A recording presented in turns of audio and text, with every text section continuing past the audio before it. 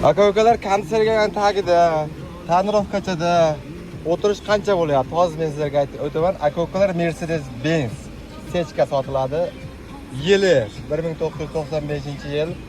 Polni komplektatsiya, abagrev, hammasi bor ekan aka-ukalar. Hol tashqaridan polni dokument yangi yaqinda bo'ldi aka-ukalar. Mana. Hammasi biron oybi yo'q. O'zi uchun 3 yildan beri akamiz o'zi minar ekan aka-ukalar. Mana aka-ukalar qaranglar, qop-qora 3141 nomer RR02 aka-ukalar. Tonirovka.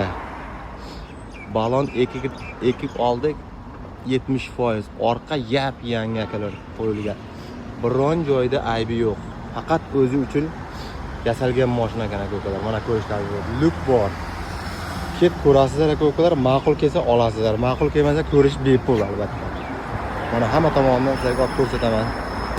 Aka-ukalar mashina Panchkentda hamma joyi qilingan. O'zi uchun yasalgan mashina. Kelasiz, ko'rasiz, ma'qul kelsa minib ketasiz. Narxi keladigan bo'lsak 65 ta deyapti. Yana yaxshi muomalasi bor ekan aka-ukalar. Mana balonini ko'rishingiz mumkin. Hali yangi. 2-3 kun bo'yin qo'yilgan ekan. Mana shu aka-ukalar.